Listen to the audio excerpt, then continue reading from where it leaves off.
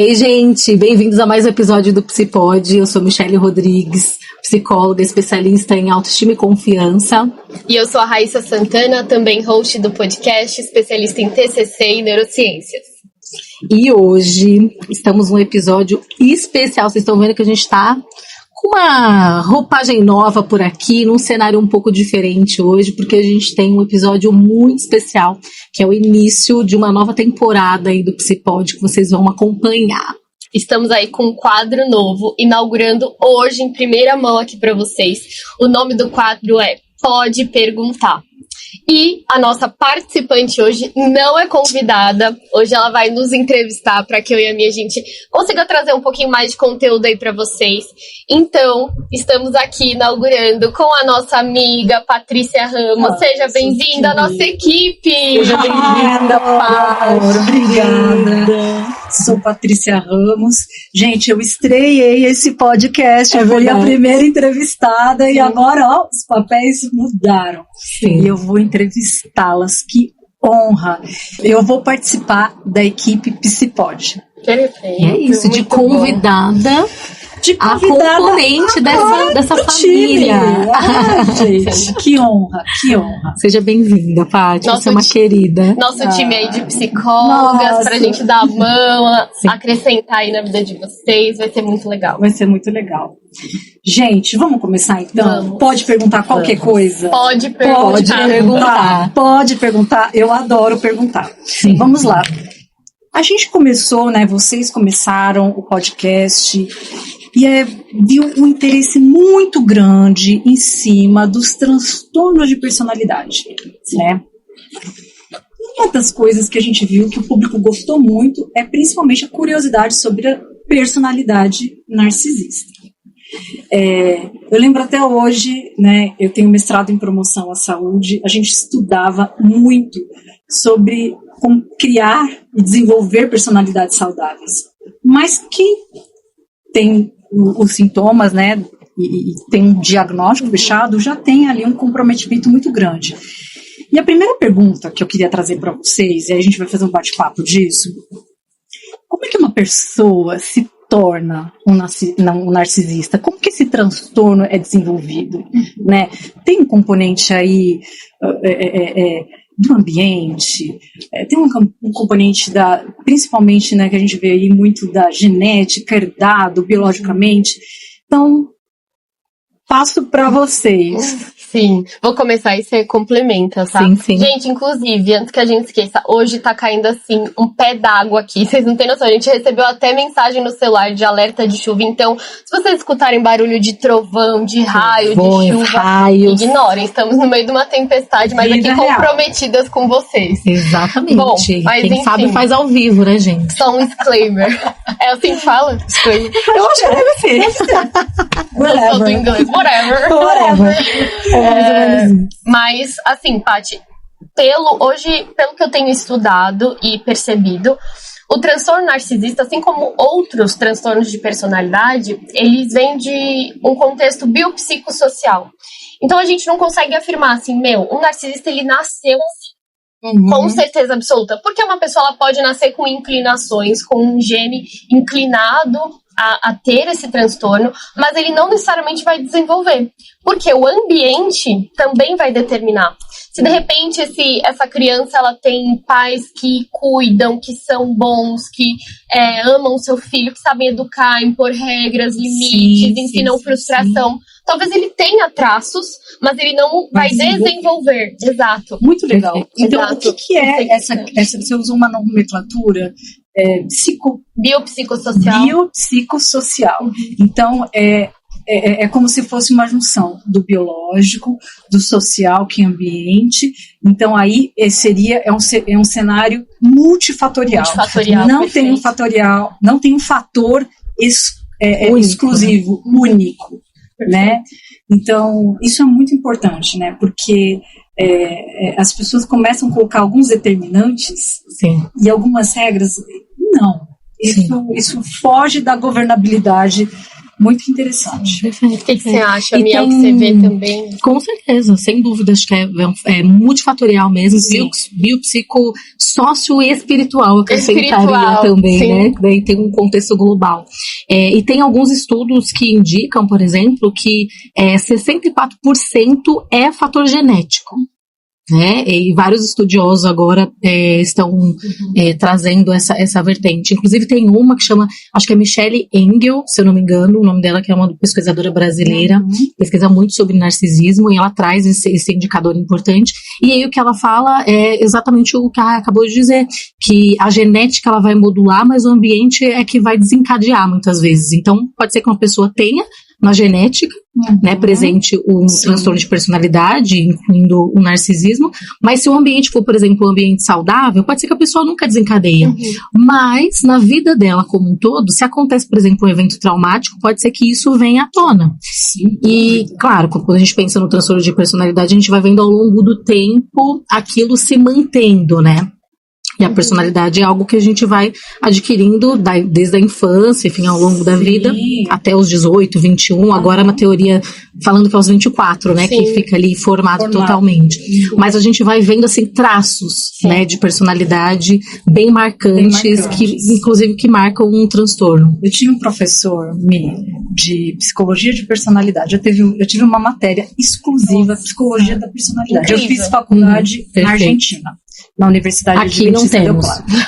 Não tive nenhuma matéria. E essa matéria, a primeira aula, aquela primeira aula que você nunca esquece, e aí ele trouxe vários conceitos, e um ponto que ele colocava vai de encontro ao que você estava colocando. Meu professor, ele falava que a personalidade é uma estrutura dinâmica. Então, ao longo da vida, eu tenho um traço de timidez, né? Eu vejo minha filha mais novinha muito extrovertida e a minha filha mais velha muito introvertida. A minha filha introvertida, ela desenvolveu ao longo dos seus 12 anos habilidades sociais para vencer. Ela continua tímida, porém com um repertório social de habilidades sociais, fez terapia, passou por professores muito bons que desafiaram ela, mas é muito legal você colocando como o ambiente ele é poderoso para trazer e para modular, né? Nossa, perfeito. Sim. E até eu acho que um ponto importante da gente colocar, Paty, o transtorno de personalidade, diferente dos outros transtornos no DSM, ele se enquadra num lugar de aquilo vem com a pessoa, é o jeito dela de viver, é o jeito dela enxergar as coisas, é a forma como ela se relaciona, a forma como ela vive. De fato, né? A maneira como ela entende o mundo. Então, diferente de um transtorno de ansiedade, depressão, que a gente pode passar até em qualquer momento da nossa vida, no transtorno de personalidade, aquilo vem com a pessoa. Então, vai se manifestar na infância ou na adolescência. Dificilmente, assim, na verdade, até hoje a gente não conseguiu afirmar isso. Se existe algum caso de pessoas que se transformaram em transtorno de personalidade. A gente sempre vai falar de pessoas que nasceram com transtorno e manifestaram em determinado momento. Isso, mas é o jeito de ser, não tem como se tornar. Então, se de repente tem pessoas que falam assim, minha mãe é narcisista. Mas assim, como que é o comportamento da sua mãe durante toda uma vida? Ela está tendo um comportamento mais egocêntrico, autocentrado. Não é situacional, então. Não é situacional. Isso é legal a gente comentar, porque eu acho que existe essa dúvida, né? E aí, eu posso me tornar psicopata? Tipo, do nada, né? De uma hora para outra. E, inclusive, isso é uma coisa bem importante, né, pra gente pensar, porque tem muita gente que faz avaliações, e até aqui, né, um dos nossos objetivos do Psicod é trazer informação para que a pessoa consiga fazer avaliações na vida, nas relações, mas é importante a gente ressaltar exatamente isso, porque a pessoa ter um tipo de comportamento numa situação específica, numa situação traumática, num evento anormativo, em que a pessoa teve que agir com uma certa certa agressividade ou para se proteger, isso não significa que a pessoa tenha um tipo de transtorno. Mas é exatamente isso. Se a gente acompanhar a pessoa ao longo da vida dela, a gente vai vendo uma linha temporal. Então, a pessoa que tem um transtorno de personalidade é aquela que você vai conhecer com 10 anos e com 30 e com 40, ela vai ser do mesmo jeito. Sim, você fala assim, não, essa pessoa ela sempre foi assim, dessa forma. O funcionamento, Michele, de uma pessoa que tem um transtorno de personalidade, ele tem algumas características, né? Sim. E principalmente o narcisista. Até na nossa reunião que a gente fez, parece... Existe muitas falas que se você convive com um narcisista, você tem que... relacionamento zero. Né? Se você identifica, você precisa sair. Mas a vida, ela está aí. Sim. Na dinâmica real, esse funcionamento está em muitas pessoas. Sim. E algumas relações a gente não consegue sair delas. Porque é minha mãe, é o meu chefe, enfim. E aí, assim, Michele, qual a característica mais marcante, assim, que você vê de um narcisista, assim, esse padrão, ele está presente nesse transtorno? Eu acho que como principal que a gente vê, vai ter o arrogo e grandiosidade, aquele ar de superioridade, né, a pessoa que, o narcisista é aquele que chega chegando, você nota ele de longe, ele chega, ele chama a atenção, ele fala alto, ele faz questão de ser percebido, porque a principal característica marcante é a busca por admiração, por reconhecimento. Admiração. Né? E aí, aquela pessoa que, por exemplo, ela vai achar que ela tem direitos, por exemplo, diferentes das outras pessoas, então, ficar na fila, de jeito nenhum. Se sente especial. Ela vai querer favores, ela se sente especial. Se ela chega na sua casa, ela achar que ela não for bem tratada, ela não volta mais e sai ainda falando mal de você, escorraçando, né? Porque na verdade tem uma super baixa autoestima e essa necessidade realmente de ser muito especial. Mas eu acho que um ponto importante, voltando um pouco pra gente poder pensar no transtorno de personalidade, né? E principalmente no transtorno de personalidade narcisista, o transtorno de personalidade narcisista é um transtorno espectro. Então, isso significa que a gente tem uma linha, como se fosse marcadora, níveis de narcisismo. Então, todos nós temos um nível de narcisismo. E aí, o que seria esse nível de narcisismo? E o que seria o narcisismo pensando numa crescente, né? O narcisismo, ele tem um nível de regulação, por exemplo, no sentido da autoestima. Então, todos nós temos um senso de autoestima, de alguma maneira, mesmo que seja baixa, ou quase nada, tipo mas é alguma coisa. Autoconfiança que vai nos proteger, vai fazer a gente pensar na gente, que vai fazer a gente tomar decisões um pouco mais autocentradas, egocêntricas, que a gente vai vendo numa linha. Então, a gente tem, todos nós praticamente, pensando numa forma geral, a gente está numa linha verde, que é numa linha de regulação normal. Aí a gente vai vendo numa linha amarela, uma pessoa que é mais autocentrada, que é mais egocêntrica, você vê que ela toma um pouco mais de decisão pensando um pouco mais nela mesma. E aí a gente vai vendo numa linha que vai crescente para vermelha. E aí a gente vê realmente uma pessoa que tem o transtorno de personalidade narcisista. Então a gente faz uma avaliação no nível dimensional, que é nesse nível dessa crescente, ou seja, então a gente pensando no aspecto, cada pessoa vai tendo um pouco mais de característica dentro, né, desse conjunto de personalidade, e quanto mais características você tem, mais marcadores, mais isso significa que você tenha o transtorno, se aproxima da linha do vermelho ou da linha do verde.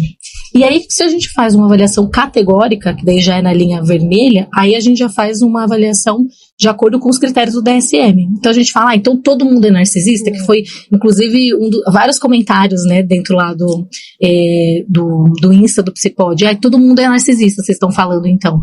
Na realidade, todo mundo tem características narcisistas, mas nem todo mundo fecha critério para o transtorno de personalidade. Então, acho que esse é um ponto importante para a gente poder pensar. Então, o narcisista, ele vai ter uma super baixa autoestima, mas que, na realidade, para esconder essa baixa autoestima, ele vai precisar ser superior. Então, ele tem uma autoestima inflada. Então, qual que é a diferença de alguém que tem um narcisismo normal e um patológico? O normal é um senso de autoestima, confiança regulada, dentro das limitações, de que assim, ele tem uma autoproteção. O narcisista patológico, que daí já entra de repente nos critérios diagnósticos, é alguém que vai ter uma autoestima inflada, uma super autoconfiança, só que não, porque na verdade é a baixa autoestima, só que ele vai precisar ser superior, vai te desmerecer, vai te colocar para baixo, para ele se sentir bem. Sim, e ele vai criar, talvez, assim, situações, ele tá sempre criando situações desconfortáveis pro outro, para que ele consiga diminuir o outro e se sentir melhor. Então, esse também quê de maldade, que eu diria que é a ausência total de empatia, é um marcador.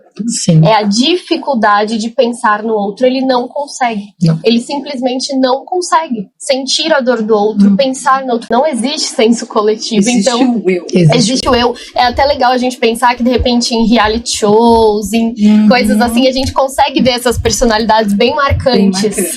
Porque são pessoas que se destacam por realmente sempre considerarem a vontade delas. Elas não consideram a vontade do outro. E por isso dá tanto conflito. Sim. Porque a gente sente a dor do outro, a gente se importa com o outro.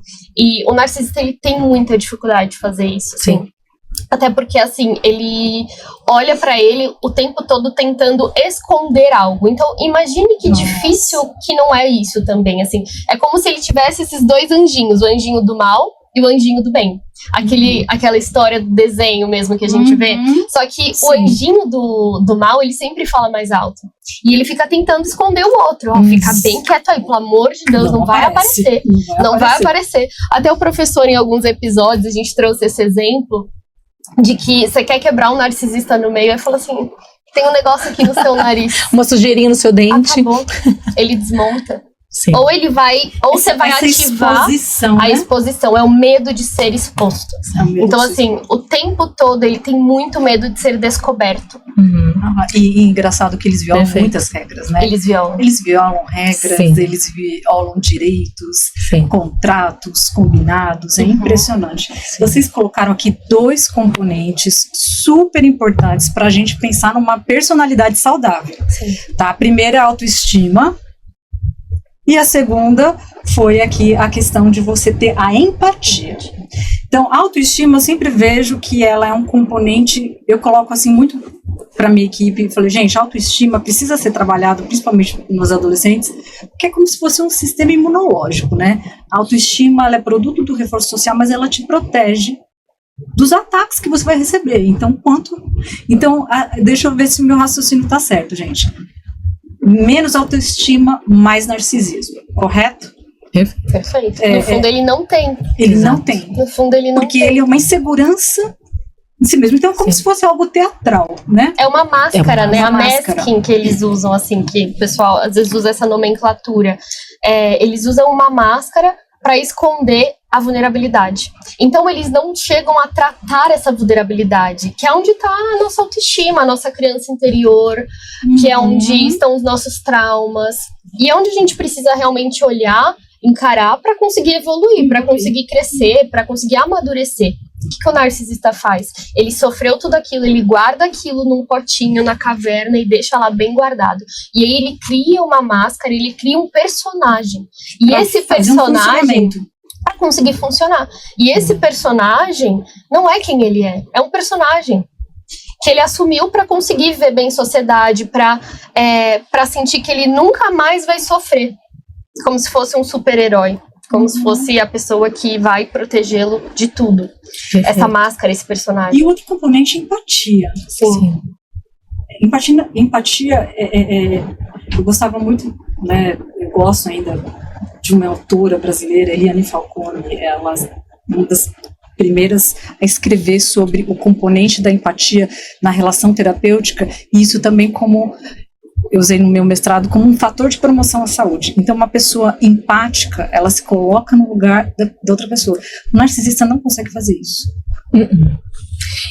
Principalmente, eu acho que pela defectividade, como a Rai bem trouxe, o que ele tenta esconder é o que ele acha dele mesmo. Então, pensando num componente de autoestima, E da terapia do esquema, fazendo esse paralelo, a terapia do esquema ela vai falar sobre esquemas emocionais adaptativos, né?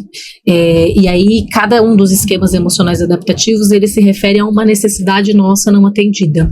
Necessidade emocional são necessidades que a gente tem que precisavam ser atendidas na infância e na adolescência para que a gente se tornasse um adulto funcional.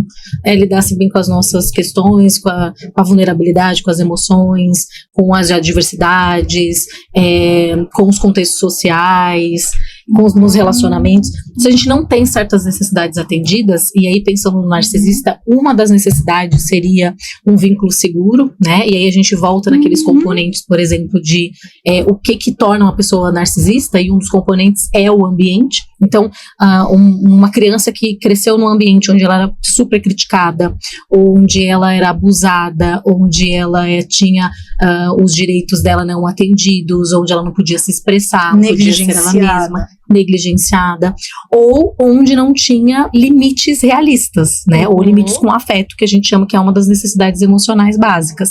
E aí, o que seria isso? É aquela família tipo meio que emaranhada que tudo pode. Então, aquela família que assim, não, passa um pano pros erros, elas também violam regras, e aí não vai ter o limite necessário que a criança precisa. Então, acho que tem esses componentes ali importantíssimos. Quando a gente pensa num lar que teve muita crítica, onde ela não pôde ser espontânea, onde ela não teve as necessidades dela atendida no sentido de identidade, por exemplo, aí a gente vai falar de um esquema de defectividade, por exemplo. Né? Dentro dessa questão de um vínculo não seguro, onde ela não podia ser ela mesma, o senso de identidade não foi possível ser criado. Quando a gente tem uma defectividade, a defectividade e a vergonha elas caminham juntinhas. E o que aparece muito, né, no narcisista, que é encoberto, é a vergonha da exposição.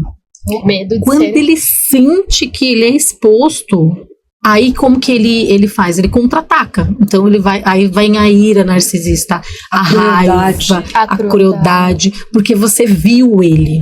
Então, assim, o fato de você expor, né, você expor o narcisista, você está ferindo o que ele trouxe de mais sagrado, sim, que são os seus segredos. Sim, né? Exato. Eu lembro de histórias, né? Eu sempre faço revisão de prontuário, e aí a gente vê pacientes que conseguem manter por anos, né, gente? Ali tá tranquilo. Aí tem um gatilho, acontece uma coisa, aí quem está como vítima fala, nossa, é outra pessoa. Esse processo de despersonalização é muito fato, mas não é que é um fato, é para quem experimenta essa sensação, e eu já convivi com pessoas que são narcisistas, gente, quem é essa pessoa? Não, se transforma. Onde surgiu? Parece que vira um monstro que sai da jaula, assim, dá medo. Que crueldade é essa, né? Sim. Impressionante. É impressionante. A gente fala que a ira narcísica. Então, o que a Mi coloca de defectividade, é isso? Sim. Defectividade. Algumas pessoas também colocam como a ira narcísica, que é o movimento de ataque total. Ele entra no modo de ataque para se defender. Então, ele ataca sem parar. Até conseguir fazer com que aquela vítima se sinta mal, ou pare a discussão, encerre o assunto e ele sinta que ele saiu por cima na situação. Exato. Então, a reviravolta, ele né? precisa ganhar, né? Ele precisa ganhar. E dá muito medo, assim. Dá medo. A vítima paralisa. Então, assim, é uma sensação de angústia, de ansiedade, o coração no peito, assim, você fica... E você não consegue falar, e ele quer causar isso em você. Porque ele entende que se você não tá falando, é porque você não tem razões. E eles são muito bons, assim, eles são muito ardilosos. Porque imagine que é uma vida inteira tentando criar várias narrativas na cabeça, o tempo todo. Alimentando esse personagem. E eles ficam pensando sobre isso, sobre como eles vão agir, como eles vão conquistar, como eles vão cativar. Eles são muito bons, são muito né? ágeis, muito sagazes, assim, é uma personalidade que tem essa característica. E essa questão, assim, né, que vocês estão me colocando, tá me trazendo aqui uma pergunta que eu pode perguntar, que eu vou colocar aqui, em relação a essa questão do amor próprio dele, né? Então, um dos relatos do Narciso é que ele tinha um rio, ele olha para o rio, que linda essa imagem! Vou atrás dela, e ele mergulha e se afoga. Está apaixonado pelo erro, né? está encantado, é capaz, e a busca pelo eu é tão forte que ele morre afogado. Sim. Né? Então, assim, essa questão do amor próprio, disfuncional, né? A gente já falou de empatia e autoestima, que são componentes muito importantes para uma personalidade saudável. Esse amor próprio, ele sempre vai ser high, sempre alto.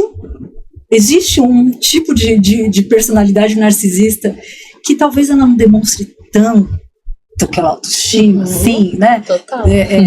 Mas que está lá por trás, maquinando, manipulando, né? Que são características fortes. Tem gente? Muito. O vitimista, com certeza. Aí é o narcisista vitimista. Então, ao invés dele se engrandecer na frente das pessoas, a forma dele conseguir ter esse holoforte, dele conseguir ser visto, percebido, engrandecido, é se vitimizando.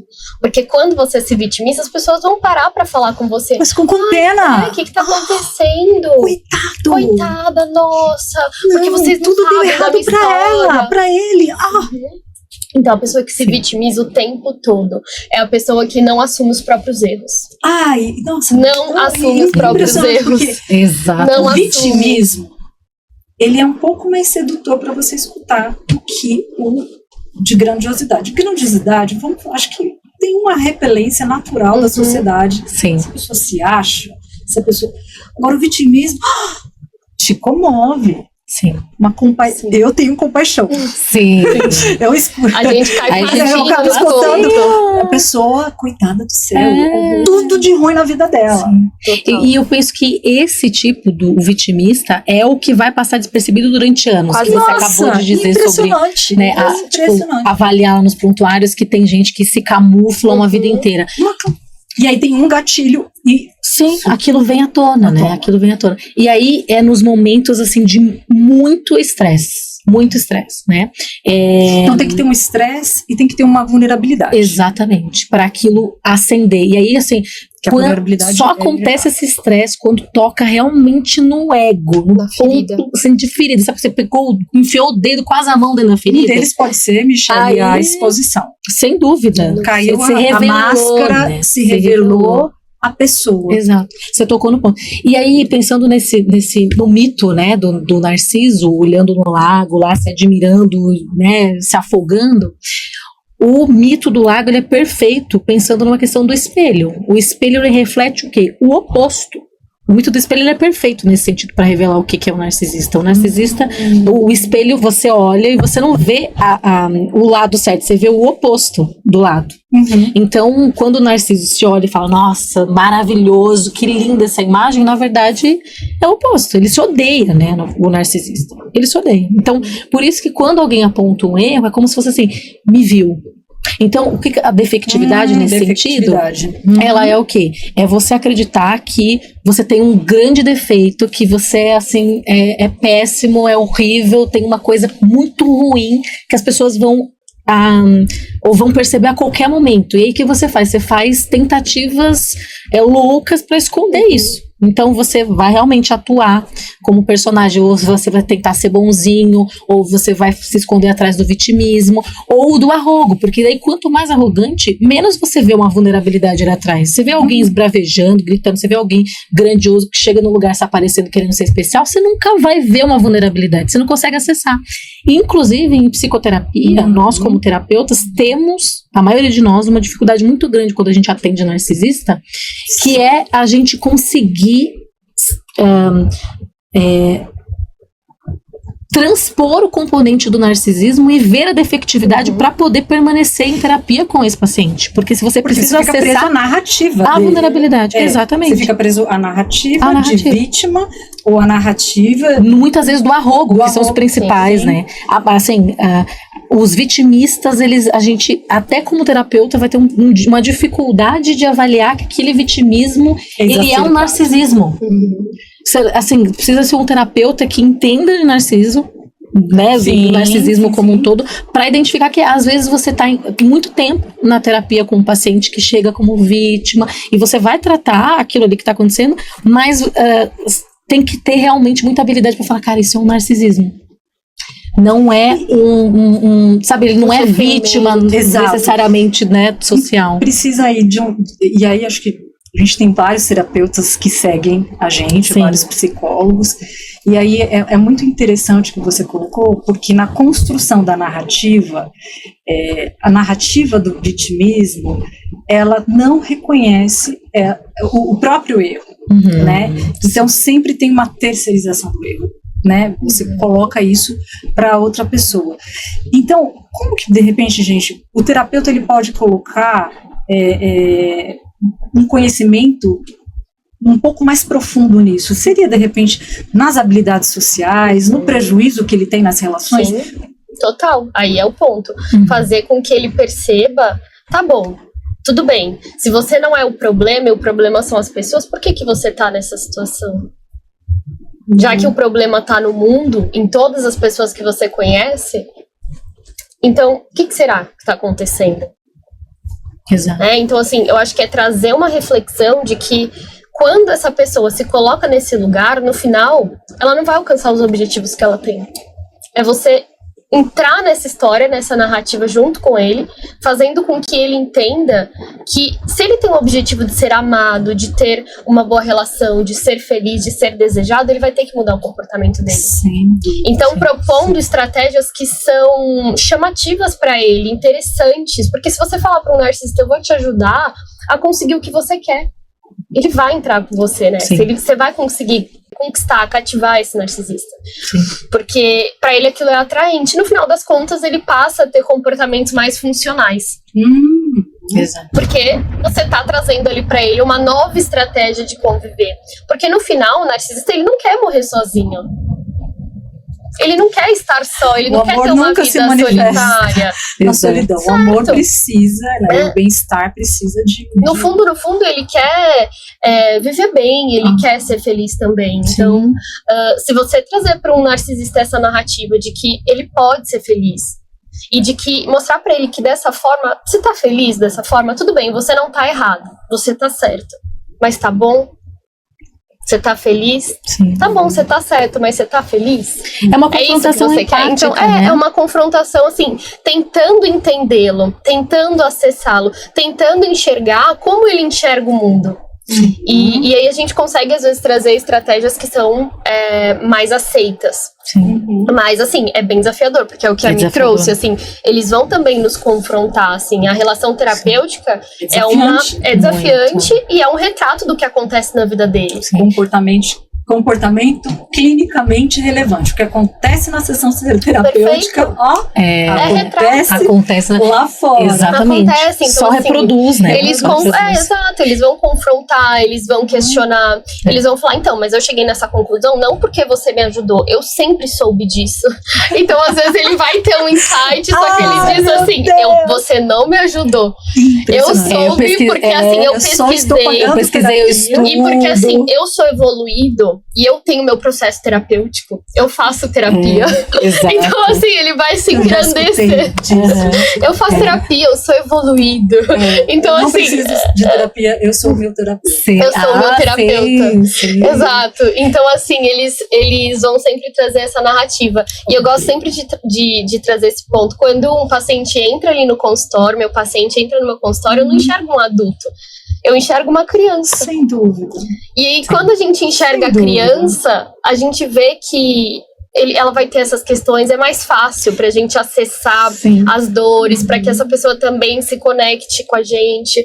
Estabelecer uma boa relação. Visualizar de que não é um adulto ali. Aquilo ali, pra mim, é só uma armadura. Porque no fundo, todos nós temos nosso lado vulnerável, de dores, de traumas, feridas, que é onde a gente quer tratar, que é...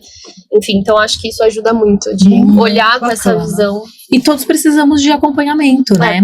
E a relação terapêutica, acho que em qualquer caso, ela é assim, a primeira técnica que a gente vai utilizar dentro de uma sessão. E só para explicar para o pessoal de casa, o que é uma relação terapêutica? A relação terapêutica é a relação que a gente tem entre paciente e psicólogo. E precisa ser uma relação genuína, de escuta, de acolhimento, assim como qualquer outra relação, né, que a gente tem de confiança. E a relação terapêutica, na verdade, para qualquer caso que a gente vai atender, ela é a base realmente do atendimento. Eu preciso ter aquele match com o meu psicólogo. Exatamente. Se não tiver match, gente, não adianta. De psicólogo, né? E tanto o psicólogo... Não deu certo. E, gente, pasmem, viu? psicólogo também vai precisar ter um match ali com o paciente, porque senão não rola. Às vezes, enquanto psicólogo, você atende um paciente, e aí, às vezes, você fica sentindo, sei lá, o horário do paciente é 3 horas, deu 2 horas, você fala, meu Deus, eu preciso atender aquele paciente, gente. Então, os sentimentos que a gente tem enquanto psicólogo diante dos nossos pacientes, eles também revelam o que, de repente, outras pessoas da relação do paciente também podem sentir. Então, isso é uma coisa fundamental, assim, pra gente poder pensar. E pensando no narcisista, é aquela pessoa que realmente ela vai ser muito afrontosa, então ela vai chegar, se você atrasou 5 minutos, você vai falar assim, eu tava aqui te esperando, porque meu tempo é valioso, você atrasou 5 minutos, tá? E aí, inicia a sessão desse jeito, você fala, nossa, já iniciou a sessão com aquele coração, tipo, acelerado, né? E aí, aquela pessoa que, se você, sei lá, desmarcou a sessão porque você precisava, assim, mas mais uma vez você vai desmarcar a sessão, né? De novo vai falar que o tempo dele é valioso e que tá perdendo tempo, e que fala assim, talvez a gente vai precisar interromper, tá? Pensar no contrato de vamos aqui e tal. Então não tá funcionando, vou precisar interromper. Acho que eu vou começar a olhar outras psicólogas. Isso. Se você tenta confrontar, e muitas vezes é isso que tem, né, há uma dificuldade, mesmo numa confrontação empática, que tem que ser no momento certo ali, exato, que o paciente precisa, você vai tentar confrontar e vai falar, eu acho que não tá funcionando essa terapia aqui, né, você tá falando umas coisas nada a ver aí, eu acho que esse exercício que você tá me propondo é besteira, acho que vai funcionar mesmo. Você não tá conseguindo me entender, você não tá me entendendo muito bem. Inclusive, eu conversei com um amigo semana passada e parecia que ele me entendeu muito melhor que você, tá? Meu Deus. Então, assim, é essa característica, Michele, da invalidação. Totalmente. Eles são completamente... Eles são superiores, né? São superiores. Assim, eu lembro que eu tive um paciente e tal, e assim, gente, eu estudei pra caramba pra chegar até aqui, eu tenho pós-graduação, eu tenho mestrado, e uma discussão como se a minha abordagem terapêutica não tivesse embasamento científico. Eu falo, não. E aí o que você falou, a minha irritabilidade, não, gente, deixa eu estudar aqui, porque eu tenho que ter muito argumento com esse paciente. Opa, não é assim.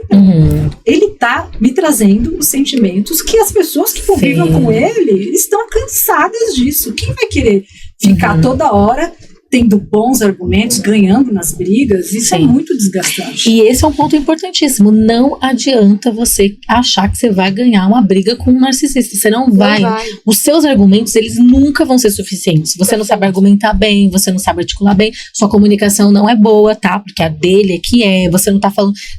eu não tô entendendo você. Eu não entendo o que você fala.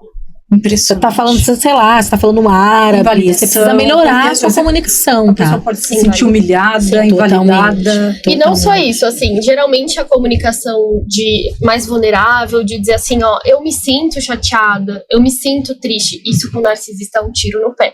Porque ele vai pegar a tua fala de vulnerabilidade e ele vai jogar aquilo contra você. Então quer dizer que você tá triste, então você tá querendo dizer que eu sou culpado? Ele vai inverter, ele vai dar um jeito de pegar a sua fala. Então, quanto mais você argumentar, quanto mais você trazer, é mais repertório para ele manipular e para ele inverter. É mais pano para manga. Então, assim, quanto mais você argumentar, quanto mais você falar, mais ele vai pegar suas próprias falas para em algum momento usar contra você. E você quer ver uma característica muito marcante quando você se relaciona com um narcisista? Quantas vezes ele realmente se preocupou com você? De falar, o que tá acontecendo? Tá tudo bem? Você precisa de alguma coisa? Como você está? Engraçado. É uma fala automática. Oi, tudo bem? Mas ele não vai te perguntar. Que fala muito sobre a falta de empatia. A falta, total. Ele não vai conseguir te perceber nessa relação. Né? Ele não te enxerga, ele não te enxerga.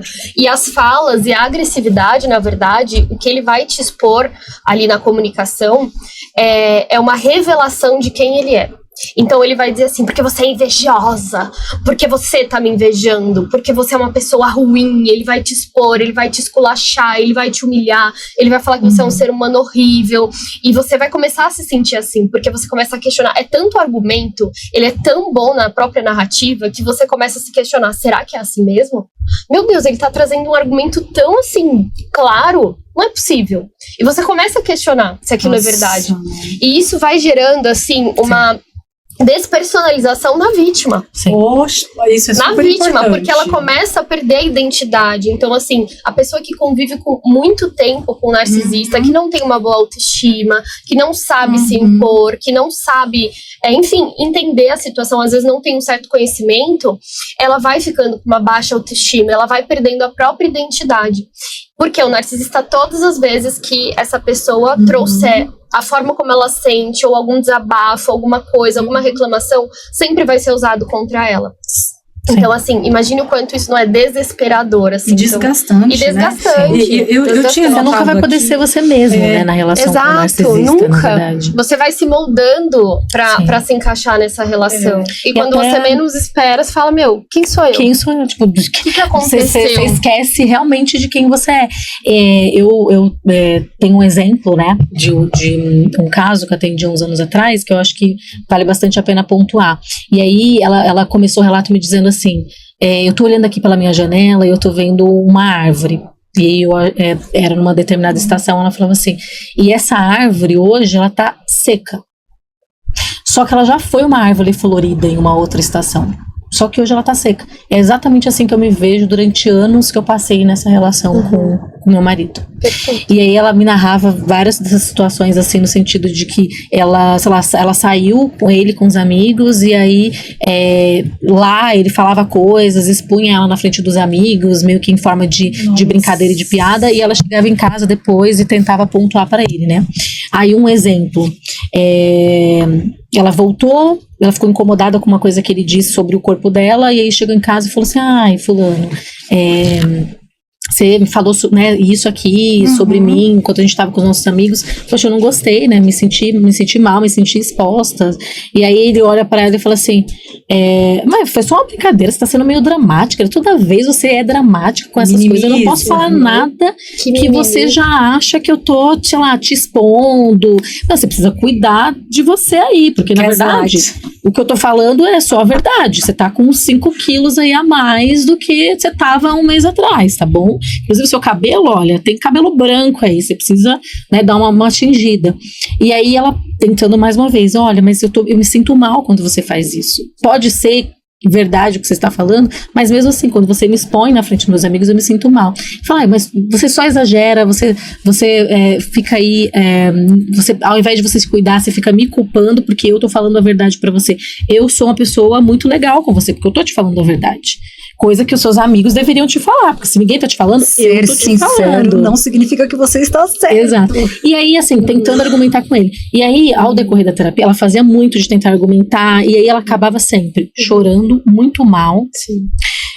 E ela não conseguia, porque os argumentos dele eram sempre muito bons. Ela terminava ela se sentindo culpada, pô, na verdade eu acho que eu realmente estou exagerando, e acabava ela pedindo desculpa, porque ela achava que ela tinha que trazer a paz para a relação. Por quê? Porque ele entrava num estado de muito nervoso, né, ele ficava nervoso, ele ficava irado, porque ela era dramática, porque daí ela virava pra ele a situação do tipo assim, você sempre fala que eu sou mal, eu sou o vilão da história, você me coloca como vilão pros seus amigos, enfim, e aí ela se sentia culpada, se sentia mal. Como ela sabia que ele não ia voltar atrás, o que ela fazia? Pedir desculpa e a relação, tipo assim, voltava à paz reinava, né? E aí tinha a culpa e a responsabilização, ou seja, ela se sentia culpada, se responsabilizava pela briga. Então eu acho que eu exagerei, né? Então, para encerrar aqui esse conflito, deixa eu pedir desculpas, e é isso. E ela absorvia essa culpa e essa responsabilidade pelo conflito. E ao decorrer da terapia, o que a gente foi trabalhando é exatamente esse ponto. Não adianta você argumentar. Então, se você tentou argumentar e você viu que naquele momento ele tá assim, batendo o pé e que você não vai conseguir convencê-lo de que ele estava errado na situação, é interromper a conversa. Tipo assim, então, tudo bem. Não vamos mais discutir, vamos parar por aqui, porque não tô me sentindo bem, eu já tô apontando pra você que eu não gostei do que você falou, como a gente não consegue conversar, então tá interrompida a conversa. Se a pessoa tentar ainda tentar falar, ser agressivo, de repente vai ser um momento de você, assim, dar uma saída de casa. Sai de cena. Se não dá pra você sair de casa. As difíceis, elas, como narcisistas, elevam muito a atenção sempre da vítima. As vítimas ficam nessa questão da atenção e de ter uma atividade cognitiva de respostas muito elaboradas. Então, saiam de cena. Sai de cena. Interromper a conversa não adianta. E aí, o que acontece? A gente começa a ficar nervoso, ansioso, a gente começa a não pensar direito, bate o desespero muitas vezes. Se você tem uma personalidade que é mais dependente, se é um narcisista com border, então... Meu Deus do céu. Encaixe perfeito. A gente chama da química esquemática perfeita, só que não, né? Porque é do caos. Por quê? Porque daí a gente vai ver dois elos. A gente vê o narcisista que tem uma dificuldade de lidar com a rejeição, porque tudo ele entende que é uma rejeição contra o ego dele, a pessoa dele, e o border como uma dificuldade de lidar com a sensação da desconexão pelo abandono. Sim. Então ele vai sentir que aquilo ali tá desconectando. Então ele vai fazer ações exageradas para manter a conexão, inclusive pedir desculpas, se humilhar, falar que eu tô errada mesmo e voltar atrás e se responsabilizar. A característica do border é aquela pessoa que, quando termina a relação, ela fala assim: eu vou me matar, meu mundo acabou. É uma dependência muito grande do outro. E o border, ele tem também essa questão do vazio interno, assim, é um vazio existencial. Ele tem muita dificuldade de se reconhecer, de ter confiança em quem ele é. Ele não tem. Então o border acha isso incrível. É uma página em branco para ele moldar aquela pessoa da maneira que ele acha melhor. Como um serviçal, como uma pessoa que tá ali simplesmente para servi-lo. Então, seja sexualmente, seja, enfim, na relação, de várias maneiras.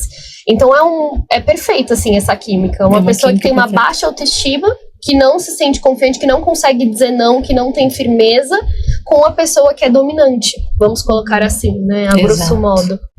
Então é o caos total. É o caos total. É o caos total. Uma das coisas que a gente vê muito dentro do narcisismo é o abandono das relações, né? Então, eu estava lendo artigos em relação a novos casamentos. É como se o narcisista ele tem uma praticidade em trocar de vítimas. E, então ele se nutre, né?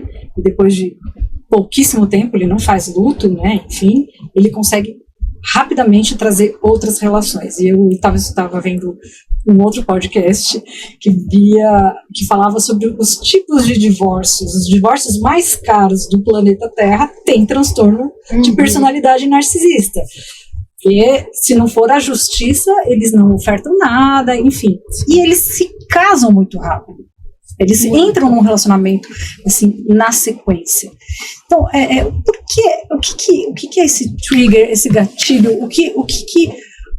Qual é o ponto aí para quem está escutando a gente entender, né, que parece que a vida andou para outra pessoa, né, e para você ficou parada? É porque o narcisista... Pode sim. Porque o narcisista, na verdade, ele se nutre do outro. Então, quando ele fica sozinho... Ele não tem nutrição. Ele não tem nutrição. Exato. Justamente. Então, assim, é raro você ver um narcisista sozinho. Porque ele precisa... São os famosos sanguessugas. Então, ele sugou, ele precisa de outra munição. Porque aquilo ali é a diversão da vida dele. Ali está o prazer em manipular, em humilhar...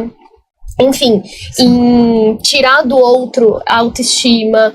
Então ele vai fazer isso, ele pula de vítima em vítima, de galho em galho, porque ele não amou genuinamente. A gente tá falando aqui, existe, ele não teve um sentimento, ou só queriam meu dinheiro. Sim. Né? Homens que foram casados com mulheres narcisistas, ela queria o meu dinheiro, ela queria o meu cartão. Perfeito. Enfim, e até chegar nessa concepção que você é um objeto de consumo, né? Perfeito.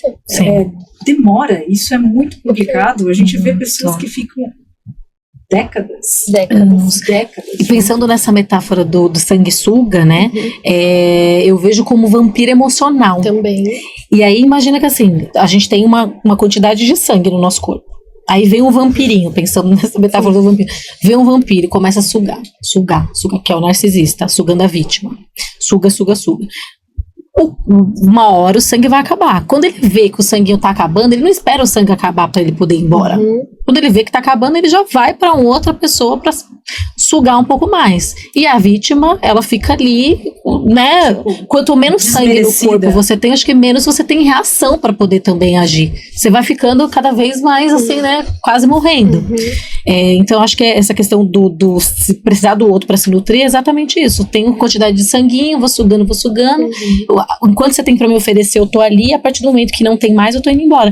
Mas aí que tá. Se uma pessoa que ela tá convivendo com narcisista, ela tem um mínimo de autoestima regulada possível, ela vai perceber. Então, assim, até contextualizando que o narcisista, ele não vai chegar pra você num ar de arrogo e grandiosidade desde o início. Ele é sedutor. Ele chega seduzindo. A história do cavalo branco. A história do cavalo branco. Ele vai descobrir. Eles são gatos, elas são gatas. É tudo gente bonita. Ele vai descobrir do que você gosta. Não, mas eles vão fazer de tudo pra Mas eles vão fazer de tudo pra... Cuidam do corpo, da aparência. estética, a gente tem que lembrar do lago. Vão ser perfeitos, né? Vão ser perfeitos. Uau, isso muito. Sim. E eles te seduzem não só por quem eles aparentam ser, né? Porque eles são realmente muito belos, porque uma das características é o se admirar. Então, realmente, você pessoas incríveis e maravilhosas, sedutoras, interessantíssimas. Inteligentes. Eles vão chegar o quê?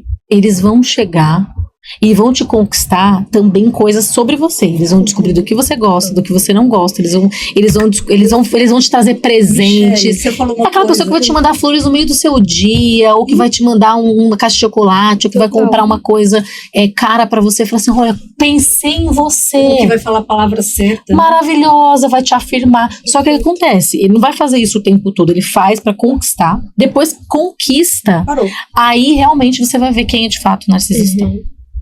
Porque daí, quando você tá no elo dele, quando você tá dentro, o que acontece ele te chama pro cativeiro. Você entrou no cativeiro, ele tranca a porta, você já tá lá. Ouro, né? É linda, maravilhosa. Aí ele se revela, né? Começa a te desmerecer. Você não é tão bom assim, você não é tão bonita assim, você não é tão interessante assim. Principalmente se você for trazer alguma coisa que é de crítica pra ele. Se você falar pra ele assim, olha, isso que você fez não foi legal, ele vai realmente virar contra você, mas eu não fui legal porque você provocou. Então a sensibilidade extrema à crítica. Totalmente. Sim, total. A pessoa que toca na defectividade, né? Você vê ele, quando você fala sobre alguma coisa que não foi legal, que ele fez, ou algum defeito, ele viu minha defectividade. Eu preciso, então, mostrar que, assim, não sou tão defectivo assim, sou superior, né? E tem um ponto... Irracionalmente. Sim, tem um ponto que eu queria perguntar para vocês. O narcisista, ele manipula para conseguir, né, a sua nutrição, os seus ganhos, essa manipulação, né, como que eu posso aí identificar, vamos pensar, né, eu estou identificando que eu não estou fazendo, que tem uma pessoa que, né, tá me trazendo, essa sensação de manipulação, como que eu consigo, né, estabelecer limites? Eu queria não sei, o que vocês veem assim na prática, o que funcionaria para um posicionamento, pensando que eu já sei, eu estou pensando aqui, vamos pensar no mundo corporativo, eu sei que tem aquele colega de trabalho que ele faz eu fazer o que eu não quero. Sim. O tempo inteiro. Ele te manipula até conseguir conseguir, eu não vou entregar isso, mas a pessoa me liga de manhã, de tarde, de noite, manda Teams, pá. Cara, como que eu faço? Ser firme. Ser firme, não tem outra saída. Sim. Ser firme. Aí vocês estão falando de um comportamento... Rigidez. Assertividade e rigidez. Não vou mandar. Ponto. Vou fazer. Não vou fazer. Eu vou te expor. E aí ele vai apelar. Esteja preparado. Sim. O pessoal fala que é o método da pedra cinza. Não demonstra emoção. Assim, por dentro você tá ali morrendo, chorando, a 1000 por hora, assim, você tá extremamente ansioso, angustiado, mas firmeza, não posso, não vou. Eu vou então fazer isso, o que aconteceu? Você não me ama mais? E ele vai, conforme ele vai vendo que você não cai, que você não cede, ele vai apelar. Ele vai começar a apelar para os seus familiares, para os seus amigos, inclusive. Ele vai tentar manipular outras pessoas. Por isso, é importante que você tenha certeza E que você também tenha uma boa rede de apoio. Pessoas que saibam da tua situação. Então, se é no caso do trabalho, às vezes teu gerente, teu gestor, diga pra eles, fala, olha, eu tô com dificuldade com esse colega, ele tá invadindo o meu espaço, ele tá ultrapassando os limites. Então, caso aconteça alguma coisa, eu preciso que você esteja ciente que eu tive esse posicionamento. Não. Deixa essa pessoa avisada, deixe outras pessoas que vão poder estar ao seu lado, que vão conseguir te apoiar. Isso ajuda muito, porque você tem uma confirmação também de que você não tá sozinha, de que você tá no caminho certo. Sim. Mas eu acho que a firmeza e a assertividade é o fator mais importante. Não ceda. Sim. Porque ele vai entender que ali não dá. E ele vai pra outro, ele não vai ficar ali até entender, assim, se desgastando e, de repente, assim, ficando muito nervoso. Porque imagine, né, assim, o tanto também de carga emocional que não existe ali numa frustração. Sim. Ele se frustra com o não, ele não quer aquele não. Então, ele vai lutar por esse sim até o final. Só que impressionante. A insistência do narcisista. É uma coisa admirável, inclusive, nunca. né? Eles é uma são coisa todos admirável. brasileiros, será? Pra conseguir o que eles querem. Pra conseguir o que eles desistem. querem. Eles são persistentes, perseverantes, E conseguem. insistentes. É porque Infelizmente, eles conseguem, tem coisas que a gente tem você que se sente pressionado, né? Sim, eles E na maioria das vezes Exato. é Não é uma difícil. conquista genuína, Não é genuíno. e de meritocracia. Não, uma é a pressão conquista da mesmo. pressão, da manipulação. É vencer pelo cansaço? É o famoso vencer pelo cansaço. E eles vão justamente na vítima, eles vão nas pessoas certas. Sim. Eles vão nas pessoas que eles sabem que tem abertura. Sim. Exato. Eles vão onde eles veem que tem Como um bom doçura, que tem manipulador, empatia. né? O narcisista ama o empático. Sim. Ele é louco pelo empático, porque o empático vai gente, ceder. eu tô com Sim. medo agora. Ele ama. Então, Fico assim, atraindo essas pessoas, será? a gente Como precisa ótimo ter manipulador, ele esse faz uma sinal boa aí. avaliação. A red né? flag é assim, Mas eu cuidado, gostei muito do que vocês assertividade. colocaram, do comportamento assertivo, né? Sim. Eu trabalhei isso no meu mestrado. Habilidade social mais protetiva, mais de proteção é a assertividade. A assertividade é a capacidade de você dizer não. Com confiança, com empatia, avaliando a circunstância, avaliando o seu discurso verbal, escolhendo o momento certo para você ser assertivo. O assertivo, ele sabe quando ele tem que se posicionar e ele não volta atrás. Perfeito. Porque a assertividade é uma proteção. Eu sempre falava isso, a minha prima me ajudou a fazer a colheita de dados, a Cristi, e a gente, quando pegou os testes de habilidades sociais dos Delpretes, né, todo mundo aqui no Brasil estudou eles, um dos pontos que a gente via é que quando os níveis muito baixos, as pontuações muito baixas de assertividade, elas estavam com circunstâncias sociais muito desfavoráveis. São pessoas que estavam expostas a críticas em ambientes Sim. muito hostis. Então, perceba também, né, para você, se você está aí num ambiente hostil, quem são esses narcisistas, quem são as pessoas que têm esses traços que estão trazendo essa sensação tão ruim. Então, ser assertivo é um fator de promoção à saúde. Perfeito. Você vai proteger a sua saúde mental se você conseguir dizer não. Viu que a situação está desbordante, fora da sua esfera de governabilidade? As meninas deixaram claro que essa tarefa que eu faço comigo, tchau, acabou. Tchau, acabou. Exato, Eu não perfeito. dou conta, eu não consigo, eu não sei o que está acontecendo, mas tem alguma coisa errada em tudo isso, né? Muito, Sim. muito. E deixa a pessoa falando sozinha, desculpa te cortar, mas deixa a pessoa falando sozinha. Ela vai insistir e você não vai dar mais resposta. Aquele ditado, aquele famoso Sem ditado, munição. sem munição. E quando um não quer, dois não brigam. Esse ditado se encaixa perfeitamente. O narcisista, ele tá louco pra arrumar uma briga, um conflito, mas você não vai entrar. Você não entra, é como se você estivesse vendo aquela situação de fora e tentando lidar com a maior indiferença que você pode ali naquela situação.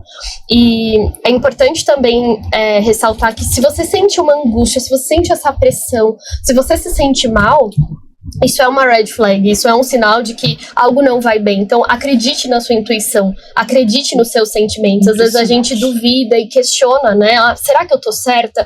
Será que isso que eu tô sentindo é correto? Acho que eu sou muito ansiosa. Mas se você sente isso toda vez que vai falar com uma pessoa, essa apreensão, esse medo, algo tem de errado. Porque você tá ativando seu sistema simpático, de luta ou fuga. Você ativou a sua ansiedade é porque aquela pessoa, ela tá te transmitindo algum sinal pela afeição, pela comunicação, pela insistência, de que ela é uma ameaça. Então, nosso corpo, nosso organismo é perfeito. Se você tá sentindo isso, é porque, de fato, talvez seja uma ameaça. Então, a gente precisa perceber e acreditar mais, nos validar demais, assim, validar com mais constância. Às vezes a gente precisa que o outro nos diga, não, é verdade, você tá no caminho certo. A gente precisa, às vezes, dessa validação externa. Mas a gente também precisa acreditar mais no que a gente sente, na nossa intuição, na nossa visão, na nossa percepção, que muitas vezes está correta. Então, acho que acreditar mais em si mesmo também é um passo muito importante. Acreditar no que sente. Perfeito. E poderíamos ficar aqui mais horas e horas. Terminou as perguntas, vai ter que ser parte 2. Rápido, mas o horário já maravilhoso. Foi incrível. A gente vai fazer a parte 2 e pode perguntar. Coloque seus comentários, suas dúvidas, tá? A gente vai fazer um segundo round, com certeza. A gente tem muito assunto ainda para falar. E perguntem, gente. Essas meninas são super inteligentes e eu adoro conversar com vocês. Imagina. E, gente, mais uma vez, a opinião de vocês é muito importante pra gente saber se a gente tá no caminho certo, pra gente poder trazer aqui temas que realmente falem a mente e o coração de vocês.